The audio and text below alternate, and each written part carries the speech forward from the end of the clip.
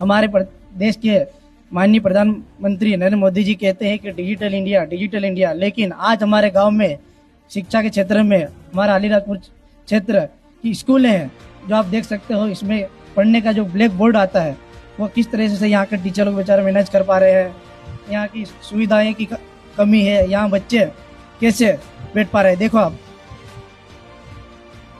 50 बच्चों की पहली से 5वीं तक सीट है, लेकिन यहाँ बच्चे सीट नहीं मिलती है, उनको बैठने की असुविधा होती है। उसके कारण यहाँ पर पढ़ने भी नहीं आते हैं।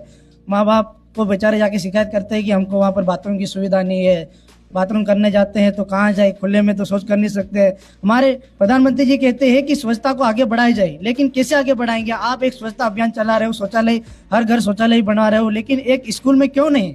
यहाँ पर बहुत सारे बच्चे आते हैं, हम सोचते हैं कि भारत का भविष्य है, लेकिन उन भविष्यों के लिए क्या सुविधाएं है?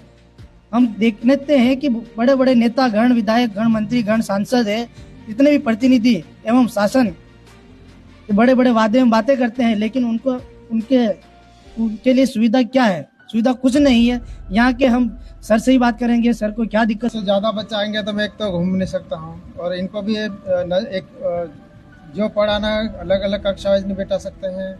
उसके बाद क्या है कि कक्षा वाइज बिठाना और फिर पढ़ाना भी दिक्कत है। अब 3री से 5वीं तक एक सलांग कम रहा है तो उसमें भी बैठाना पड़ेगा। तो एक साथ बिठा दोगे, जैसे पहली का बच्चा को अलग ट्रेन करना पड़ता है, दूसरी का को, तीसरी के बच्चे को अलग सिखाना पड़ता है, 5वीं के बच्चे को, तो आप उसको मैनेज कैसे कर पा रहे हो? जगह ही नहीं तो क्या कर, जैसे वैसे करना ही पड़ेगा। व्यवस्था के हिसाब से कहीं दूसरी जगह तो करें नहीं। यहाँ हमने देखा है कि बाथरूम की व्यवस्था नहीं है, पानी की व्यवस्था नहीं है, तो बच्चे पेशाब के लिए जाते हैं तो वो कहाँ जा पाते बेचारे? ये तो फिर इमरजेंसी के लिए कहीं भी दे मारते हैं इधर उधर से।